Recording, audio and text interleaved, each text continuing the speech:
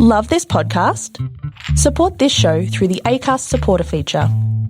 It's up to you how much you give, and there's no regular commitment. Just hit the link in the show description to support now.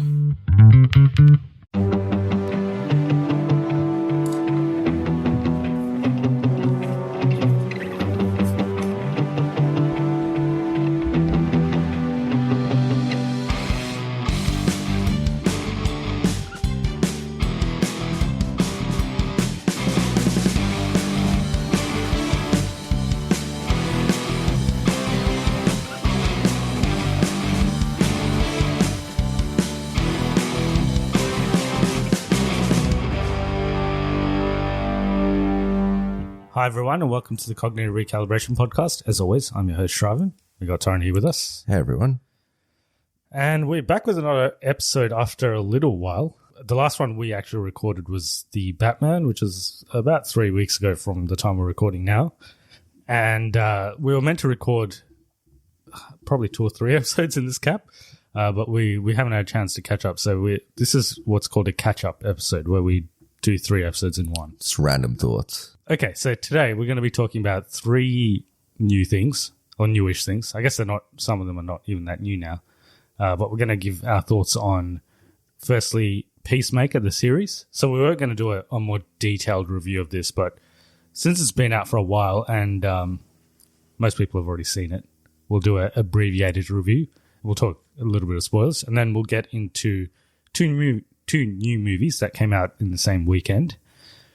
Both on streaming services, coincidentally. So one was The Adam Project, starring Ryan Reynolds, and the other one was Turning Red, which is a Pixar animation movie, which is their 3rd or 4th movie that's gone straight to Disney Plus in a row. So they had Soul, yeah. I think that was their first one. Yeah, Soul was the first one, then Luca, then this. Yes, it's their 3rd. And then Onward was only in cinemas for like a week, and then it went to streaming as well. But anyway, we'll be talking about those 3 in that order. So we'll start with Peacemaker. Now, it's been a little while since we've watched this, so this is probably going to be the worst review on the internet for Peacemaker, but let's go with it. We'll just have to try and remember stuff. It's been like a month since I've watched it. Yeah, I watched it all in one shot. So they did release episodes week by week. Were you watching it week by week? So the first episode I watched a very long time ago. Yes, okay. I watched them basically all at once. Like, I think I watched the first 4 in one sitting, and then I watched the last 4. Was that 8 episodes altogether? 8 or 9, something like that. Yeah, 8 episodes. So I watched them in like basically 2 sittings. So it first came out on the 13th of January, the first episode, and it's exclusive to HBO Max. Here in Australia, it's on a streaming service called Binge. If you want to watch it and you're in Australia. I'm not sure about what's happening in other countries because I'm pretty sure HBO Max is still only in America at the moment. Possibly. Yeah. Not sure. So that's probably another reason why not a lot of people were talking about this because it's not that accessible. I think it was big in America. Yeah. It's big in the circles that I'm in, so... Yeah. But they watch all the comic book stuff anyway, so... I didn't hear that much about it. Like, even on YouTube and stuff, there weren't that many critiques of this compared to like Boba Fett, for example. I think that had a bit more, like just a bit more reception for that. Maybe because Disney Plus is basically in every country now. But anyway, Peacemaker. So it's a series that's a follow-up from the Suicide Squad, James Gunn's The Suicide Squad. This series is also created by James Gunn, and it's starring John Cena, who plays the Peacemaker. So if you haven't seen The Suicide Squad, I guess this is kind of a spoiler. Well, it is a spoiler because the series exists and it is a follow-up from Suicide Squad. Suicide Squad is a movie that we both liked and obviously not enough people really watched because it didn't do that well. You mean the first Suicide Squad? So the first Suicide Squad, the David Ayer Suicide Squad. Yeah. That one... You really like? No. It's your favourite movie? Yeah. Oh, yep. Okay. Yeah. You've watched it a lot of times. Yeah, because Jared Leto is your favourite actor. Well... That's why I watched it, to see why you like Jared Leto so much. Okay. Yeah. Have you seen House of Gucci? No. Yeah. But I hear you made that movie. Well, I actually made Morbius. Yeah. Did you give Jared Leto all the direction in that movie? You told him how to act? He just does his own thing. He's a method actor. Like, he turns up and is a different person every day. It's like, who's this guy? It's Jared Leto, but no, he's not. It's some other guy. Like I saw Jared Leto yesterday. It was another person. Who's this guy? Anyway, he's a method actor. Yes. But that's a different movie. It's a different thing. Yeah, it is. We'll be talking about Jared Leto probably next week for Morbius. So looking forward to that. Yes. Yep. Yeah, the Suicide Squad. So James Gunn's The Suicide Squad, not enough people watched. The first Suicide Squad, probably too many people watched because it did pretty well. Made like over 700 million. Not that many people liked it though. Not that many people liked it, whereas the few people that watched The Suicide Squad, most people actually liked it. Yeah, so it's got James Gunn stuff, this show, as did the Suicide Squad movie. It is definitely R-rated, so it's pretty violent, lots of swearing, and it's what you expect from an R-rating, an R-rated show. But overall, I had a very good time with it. I think it's probably one of the best superhero shows at the moment, like live action superhero shows. Yeah, yeah. Probably one of the best ones. People say it's, people put it above most of the Marvel shows. Yeah. I don't think it's for everyone. Like, I can see some people not enjoying this. Like, if they don't like the humor, there is a lot of humor, and it's like, it reminded me a lot of another James Gunn thing, like Guardians of the Galaxy 1, like the humor in that, but R-rated. So it's like similar. It's a lot of like people in a room talking to each other, and like one guy just goes on a long rant about something. Yeah, just unrelated. Something completely unrelated, but it's funny. They do that a lot. Mostly John Cena does it, but other characters do it too. I think it's all ad-libbed as well. So there's this other character called Vigilante who's in it as well. And yeah, he's hilarious. He was my favorite character. Yeah, I liked him as well. I think him and John Cena was pretty funny as well. Robert Patrick is in it as his father. He's just like a racist guy, Nazi guy. He's like probably the worst person you could ever meet. Yeah, He was pretty good in it. I think everyone in terms of casting was pretty good. James Gunn's wife's in it. Yes, she was also in Suicide Squad. Jennifer Holland, I think is her name. Amanda Waller is briefly in it. But she plays a pretty, like, she's in the background, but she plays a key role, I guess. I thought the story was not that great, to be honest, but the story was about this butterfly phenomenon thing. Not like the butterfly effect, which is a different thing. That's a different thing. Yes. Initially, when they say it, he thinks it's like a metaphor for something, but no, it's just actual literally butterflies. A butterfly. So there's this alien species. It's like an alien invasion kind of show. Of butterflies. Yeah. And they... what's that other movie, like Body Snatchers or whatever? So it's kind of like that as well. Yeah. Like they take over humans, and they're slowly infiltrating the US government, I think, or like senators just everyone. And stuff. Yeah.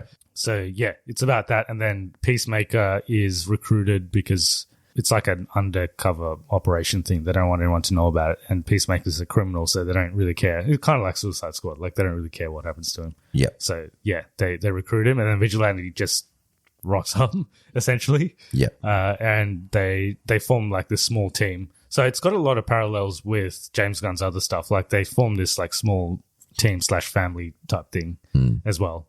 And they all hate each other at first, and then they learn to like each other. Yeah. So it's got all of that stuff. But it's well done. There's a bit of a trend with James Gunn's work. Like they're all kind of similar in a way. Yeah. Do you think that's going to get old? I don't know. I think he probably adds enough of a fresh take in each one to make it interesting. There's always like a cute animal. In this case, it's an eagle. Yeah. No, I think he's smart enough to kind of make it original. Yeah. And not just make a formula, essentially. Yeah. And he also uses music in this, like he does in other movies as well. Yeah, not to the extent of other movies, but... It's still in it a little bit. Well, we got to talk about the opening credits, because that is best opening credits. Yes. I normally skip the opening credits of most things. I did skip this one once. I actually went back to watched it a couple of times sometimes. So it's got this choreographed dance move and all the different cast members get involved in it. You just got to watch it to It's on YouTube. Yeah, just watch it. It's interesting. It's probably the highlight of the show for me. And have you seen all the memes from it? Like they've combined like No Way Home. You know when they do the Ned does the portal thing and gets the other spoilers for No Way Home, by the way. Gets the people in. Yeah. The other Peter Parkers. Instead of the Peter Parkers, they just showed John Cena walking through doing the move. Yeah. With the music. With the music, yeah. But yeah, it's the intro is very good. And yeah, there's a lot of other characters. Like there's this character that's sort of new to this area, and she forms a pretty important relationship with Peacemaker. And then who else is in the team? There's that leader dude, and you find out stuff about him later. And then there's also the IT guy. Yeah. Who was also in the Suicide Squad. But yeah, I had a good time with it. I think it's worth a watch if you like superhero stuff. It's one of the better DC things, I think. We could do like a brief spoiler thing with... we'll do some brief spoilers. So if you haven't seen Peacemaker and you care about spoilers, go watch it and come back to this point. So spoilers-wise, so obviously, firstly, that... I forgot his name, the leader guy. I thought he was Amanda Waller for a second. I'm like, why is he looking like... Why does Amanda Waller look he's a guy. Yeah, I know, yeah. I'm like, why does Amanda... Because his voice isn't like the most masculine voice. So I was like... Yeah. I was like, oh, is that Amanda Waller? But obviously it's someone else. Some guy. But he's a butterfly, but he's a good butterfly. Yeah. Yeah. He's a good butterfly. And you find out that later because Peacemaker has a helmet that can do X-ray vision, I think. But he is against what the other butterflies are doing. And then there's these cops that are also searching for them. And then towards the end of the series, one of the cops becomes a butterfly, or the butterfly takes over. When the butterfly dies, so like you have to kill the person, but the butterfly can still survive because they're like in the brain. Yeah. And John Cena, or Peacemaker, keeps one of them, right? Yeah. Like, keeps the leader. Keeps the leader, but he doesn't know it's a leader. But it turns out like they're kind of not that bad. Well, they try to protect humanity from itself, kind of. And you see that, like Peacemaker's ideology is similar. He will like kill anyone to protect anyone. Yes. But then he kind of changes as the show goes on. Yeah, and you kind of do get on the side of like Peacemaker's still he's not a good person, but you kind of see where he's coming from. Like he had a pretty traumatic childhood, and his father's like the worst person in the world, as we've already described him as. So you kind of see where he's come from, and he's not technically that bad. Could have been worse. Yeah, by the end of it definitely could have been worse. And his father was he like the original Peacemaker? Or like, no, he was White Dragon. Because he's got his own suit. It looks like a Power Rangers villain. Yeah, it does. Yeah. And then they do have a confrontation with his father eventually. So firstly, Vigilante. So him and Peacemaker are like friends but not friends kind of thing. Vigilante's friends with him, but Peacemaker isn't friends with him. Yes, yeah. And then Vigilante actually goes to jail at one point just to kill his father. Yeah. But he doesn't end up doing it. And then his father does get out, and then Peacemaker kills him anyway towards the end. The finale I thought was fine. It was okay. Yeah, it wasn't as good. I think the strength of this show is the comedy. I think the action was not, nothing that spectacular. It was okay, but nothing spectacular. I think the action in the Disney Plus shows is probably better. But the comedy in this is definitely better. So I think the strength is the comedy and the characters. The action is whatever. And then there's a little surprise at the end. There's a little surprise. So you see the Justice League turn up. Yeah. So who calls them in? Was it Amanda Waller? Yeah. Yeah, because they talked to her, right? And her daughter talks to her. And the person that is in the team, one of the people in the team is Amanda Waller's daughter, and she's not even not an agent. Yeah, she was like a person, pet therapist or something. Something like that. Yeah, so she's definitely like not meant to be doing this stuff. But then you find out that she's like her and Amanda Waller. Amanda Waller basically got her the job because she couldn't get a job anywhere else. And then, all right. The cameos cameos at the end. Yeah, Justice League. But you only see Aquaman and Flash. Yeah, and Wonder Woman's there as a silhouette and Superman's there as a silhouette. Yes, but they're not. It's not Gal Gadot and no. Yep. And Henry Cavill. But yeah, Aquaman, you actually see Jason Momoa. And he talks. Ezra Miller. Yeah. Who are the only two characters that still have movies. at the moment. that are coming out. Yeah. At the So moment, that's probably why it was easy to shoot it. Is Henry Cavill actually coming back? Don't think so. Bit of a shame. I think he's actually good, but he just has never been in a good movie. Just being in Zack Snyder movies. Yeah. So maybe if they put him in a movie that's not directed by Zack Snyder, maybe he'll actually be good. Maybe he'll make a cameo in one of the other movies. Yeah, possibly. Or Flash, like everyone's in that movie by the sounds of it. Anything else on Peacemaker? No, I enjoyed it though. Yeah, I think it's and there's a season 2 coming, so yes, be good. Yeah. Really like Vigilante. I like Vigilante too. Yeah. They actually refilmed a lot of Vigilante stuff. Oh. Because someone else played him originally. Oh, okay. Like Did for they get cancelled 90% of the show. Nah, he just didn't agree with some of the creative directions. But So they they already refilmed- filmed most of it. Yeah, but then they refilmed the rest. Okay. Yeah. That's interesting. I think if it was a situation where they were just going to kill the character, they would have just kept it. But because he stays alive at the end, they probably wanted to get someone else. continuity. I think that's all I had. So let's jump into which one should we do next? Whichever. Adam Project? While I Sure. try to remember Turning Red. Sure. All right. Adam Project. So this is a movie starring Ryan Reynolds. And it's directed by Sean Levy, who directed Free Guy. Yeah. And some Stranger Things. And some Stranger Things, yes. Surprisingly, a lot of people I thought Free Guy was good, but not amazing. But a lot of people put it in their top movies of last year, so people really liked it. People enjoy it. Yeah. Yeah. I enjoyed it. Thought it was good. Yeah. I thought it was good too. I just didn't think it was amazing. So they've again reunited to make this movie, which has got a lot of Marvel people in it as well. So it's got Jennifer Garner, it's got Zoe Saldana, and it's also got Mark Ruffalo. 13 going on 30. Yeah, it's a reunion of them, and Zoe Saldana's in a lot of Other stuff. She's in lots of big budget movies. Yes, she's in Avatar, and she's in the top Avengers. 2 highest grossing movies of all time. Yeah. She was in Titanic as well. Oh yeah. She was the boat. She did motion capture in the boat. She would have been maybe not a kid, but maybe a teenager when that came out. Yeah. She's very talented. So this is a time travel movie. Yeah. Came exclusively on. They also cast a kid in it who's young Ryan who they Reynolds. had to go back in time and get Ryan Reynolds and then bring him forward because that kid's basically Ryan Reynolds. Yes. Well, they write him like he's essentially just Ryan Reynolds. Like the jokes and everything are the same. I'll get into that in a second, but it's exclusively out on Netflix. The budget was $116 million, so it's a decent sized budget. I want to talk about the kid because when Ryan Reynolds was a kid, do you think he was the same? I don't know, but this kid is Ryan Reynolds. This is Ryan Reynolds.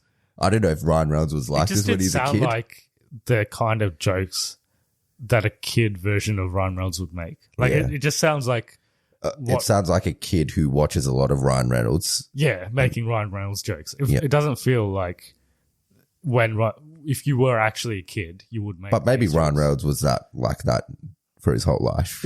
Yeah. I don't know. There's an interview with the kid, and he's like, "I've watched Deadpool more than I've been outside." He's actually really funny. He's like Ryan Reynolds, but a kid, essentially. Okay. Yeah. He's not that old, right? Probably shouldn't be watching Deadpool. Yeah. Well, at the start of the interview, he's like, they're like, "Have you seen Deadpool?" He's like, "I can't say for legal reasons." He's actually really funny. I genuinely find him funny. Yeah. So I watched probably 3/4 of this movie, and I know how it ends and everything. So I thought it was fine. I think Free Guy is probably better than this, but it had interesting elements. I like some of the time travel elements. I just thought it was a little bit you watch it and it's just a little bit forgettable. I think the end's actually quite emotional in a certain way. Yeah. Where it's not an action movie. It's got some action in it, but it's more kind of emotional and family oriented, I guess. Yeah, because it's about this young kid who just lost his father last year or something, and it's about that. And then his father was some sort of scientist that founded time travel, and then it's about that essentially. And Ryan Reynolds comes back, and the future's Days of Future Past or whatever. But yeah, it's about damaged family relationships, I guess. And yeah, the kid's a bit of an asshole to his mum, And the So his older mum's- Ryan Reynolds resents his dad. His mum's Jennifer Garner. Yes. Yeah. His dad's Mark Ruffalo. Starts Mark Ruffalo. Yeah, so like the older Ryan Reynolds grows up and we realize he was an ass to his mum, but he's like, It's too late. yep. Yeah. And then he resents his dad for not spending enough time with him. But yeah, they all have a chat at the end and gets very sentimental and then kind of leaves off. They do reset the future in a certain way. And I think time travel isn't created. Okay. Yeah. Well, this is spoilers for the movie, by the way. But yes. Yes. They both go into the first thing they do is Ryan Reynolds ends up in the kids' timeline, but then they have to go further back as well. And then that's when they meet Mark Ruffalo. Yes, that's right. Yeah. Yeah, they go further back, and then before he dies, Yeah. and then they have to destroy the company that makes the time travel, Yes. essentially. So that's the kind of like story. Terminator It's got So like lightsaber stuff. type stuff. Yeah, yeah. So it's not very original. I don't think the story's anything special. I think it's more like the Interaction, relationships, I guess. yeah, between Yeah. the characters. Yeah, Yeah. yeah. Like, I wasn't watching it with a lot of concentration. That might be why as well, because it was on Netflix. So I was kind of doing something, and I had it in the background, and I found it fine. But I think in terms of Netflix movie, it's probably top tier. I thought Red Notice was maybe a bit more enjoyable. I think this is better than Red Notice. I'd probably put it about the same. Like nothing amazing either way, but I think it's pretty good. Probably more people should watch it. okay, It's probably a movie that would be good to watch with family as well. okay. Like the end, if you watch the end, you probably would have a different view of it. It's quite good. Like there's the conversations between Mark Ruffalo, the kid, and Ryan Reynolds is quite good at the end. Yeah, maybe I'll watch it properly. Like I'll actually watch it end to end. All right, so you rank it up there with the top Yeah. Netflix movies. And I think people do like it because Sean Levy got he's going to direct Deadpool 3 for Marvel, so they clearly do rate what he's putting up. The trilogy of Ryan Reynolds and Sean Levy. When did they announce the Deadpool thing? It's Recently, after after this came out. I just thought that there was one part where there's like this electromagnet or something. You know the part I'm talking about, right? Where the villain shoots a bullet and then the bullet gets Oh yeah. gets like attracted. Look, the CGI isn't great, but it's a Netflix movie. Yeah. I don't think the CGI is any worse than It's still 116. It's like not a small Netflix movie. but it's no worse than like Red Notice's CGI. Yeah. I guess Red Notice was bigger than this in terms of budgets. Yeah. Yeah. But anyway, They do de-age one of the characters and it doesn't look great. I think they age Jennifer Garner and she doesn't look great when she's aged. It should be easier to age people, you would have thought. Yeah. Like you just put makeup, or don't put makeup. But yeah, I think they did a decent job. All right, Turning Red. So this is a movie you haven't seen. No. It is on Disney Plus, as I explained before. It's directed by Domi Shi. So do you remember that short movie about a dumpling or whatever? Oh yeah. Yeah. So Yep. she directed that one. And this is loosely based off her own experiences. So it's a movie set in Toronto. And it's I'm going to say a Chinese family. They speak Cantonese, actually. So, yeah, they might be from Hong Kong or from mainland China. But it's about a girl, a 13-year-old girl that lives in Toronto with her family. And she's got a group of friends. And her mother is very overbearing.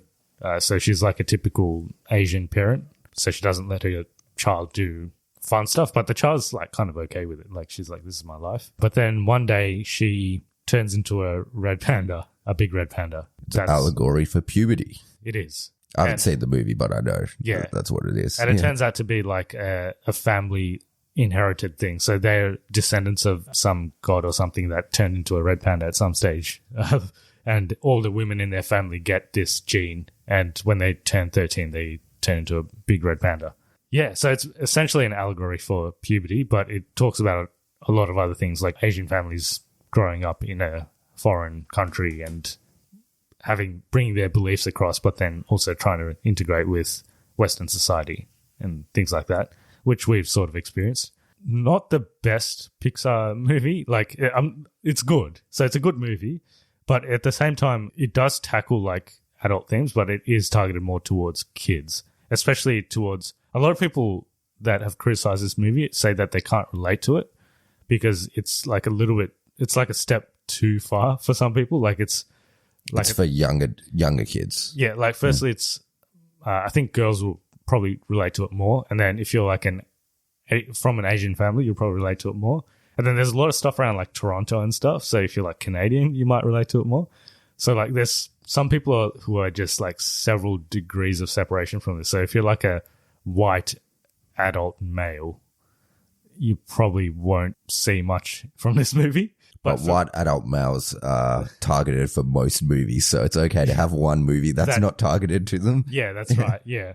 So a lot of like criticism that has come to this movie is like, oh, we can't relate to it. But it probably wasn't made for those people.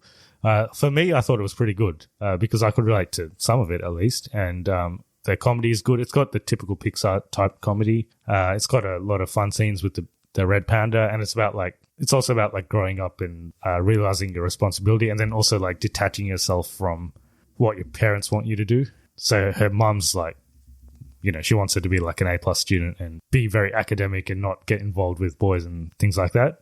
But then she wants to do that, but like in her like heart of hearts, she doesn't actually want to do that. So it's kind of like about that realization. She wants to be an A+ student. I don't know if she does, but she wants to be a doctor. There's this really funny part. So spoilers for this movie. There's this really funny part where the mum, this is like towards the end of the movie, and the mum already knows that she's a red panda. So like that's all known because she inherited it from her mum. But what she doesn't know is that she's been using her red panda powers to like make money to go to this boy band concert. So that there's this subplot where all her friends want to go to this boy band concert, and they're kind of like equivalent of Backstreet Boys. So this is also set in like 2002. So it's like 20 years ago. Throwback. So they want to go to this concert, but they can't afford it. But then they use the red panda skills to like make money. Like they do like parties and stuff, and she attends them as the panda, and then people pay her and they make money from it. And then one night she goes out when she's meant to be at home sleeping, and her mum looks under her bed and she finds out like all this stuff that she's been doing without her mum knowing. So like that she's been scheduling these parties and meetups and stuff as a red panda. But then she finds this corner where she's got all these assignments where she didn't get an A+. Like one of them is like a B+. Yeah. And it's like hidden under her bed. It's like B+. So that was pretty funny. But yeah, it's good. It's insight into a different culture. Insight into a different country. Like it's not in the US like all the other numerous other movies that have come out. So it's something a bit different. Animation is top notch. So it's a bit of I'm not sure why Disney is releasing all of these movies to Disney Plus. It's not even like, I'm not complaining that we don't have to pay for it. It's not like those Premier Access things. So it's just straight to Disney Plus. But I think this movie would have been good to watch on a big screen because the animation's quite colourful, and just like any other Pixar movie, it's very nice.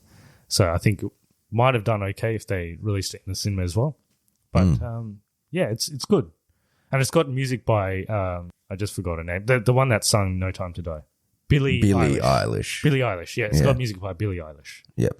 I was going to say Bailey Eilish. Yeah, so her and there's, the boy band stuff, the music is composed by her. Okay, but she's a girl. Yeah, she doesn't sing it. Someone else sings it. Okay. But yeah, it's got music by her. I think my wife liked it more than me. Like, I liked it, but I think my wife liked it more. Yeah, it's weird that all the Pixar stuff's going to Disney Plus. Yeah. But the next one definitely isn't. So the next one is Lightyear, the Buzz Lightyear movie. That one's definitely going to cinemas. Yeah. Worth a watch, I think. That one's also quite good. Not many people are talking about this one either. Maybe because it's when things get released to streaming, I think it just kind of goes under the radar a little bit. So not many people like talk about it or watch it in some cases. I think people like watch it in their own time, I guess. No one tries to like watch it straight away. Yeah. It's not like anticipated. Just checking if Lightyear is releasing in movies. I thought it was releasing straight to Disney Plus. Double check. I'm pretty sure they said that one was going to go to Disney Plus, but because I feel like that's too big of a property to just put on Disney Plus. Okay, no, it is releasing theatrically. Yeah, so that's that. So we've done a bit of a catch-up episode. I don't have anything else to say on Turning Red. So next week, we are watching... There's 3 movies coming out in Australia, all on the same day. One is Morbius, which is a movie that we've been highly anticipating. So it's coming out on the 1st of April. So is this like some kind of joke? Possibly. They just kept delaying it until they could get that 1st of April. Yeah, because the movie itself is a joke. And then apart from that, we've got Lost City, which we probably weren't going to watch it anyway, but it's getting some good reviews, so maybe we'll watch it at some stage. And the other one is Sonic the Hedgehog 2. And Sonic the Hedgehog 1 was a surprisingly decent movie, so we'll probably watch Sonic the Hedgehog 2. It's got Tails in it and Knuckles in it. And Jim Carrey's back. We'll see how that one goes. So we'll probably watch... I think Morbius will be the one we do first, and then we'll see how the other ones go. And I'm in the process of... You would have noticed that we haven't released an episode since Batman, because I'm in the process of editing this massive episode for Boba Fett, which went for a very long time. I think it's our longest episode. It's went for almost 3 hours. So I'm just trying to get that into a digestible format for people, because you probably don't want to listen to us for 3 hours. Stay tuned for that. If people want to get in touch with us and tell us about their thoughts on any of these 3 things that we reviewed today, how do they go about it?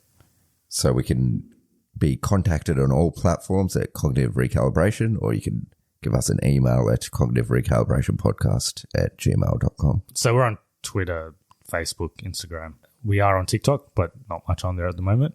Okay, and if you want to support the podcast, you can do so via giving us a review on Spotify or iTunes, because that makes us more discoverable on search engines. So I think Spotify is by far our most popular platform. So there is a mechanism for you to give us reviews on Spotify now, so please do so. Okay, hope you're all staying safe, and we'll see you next time. Catch you in the next one. See you later. Bye.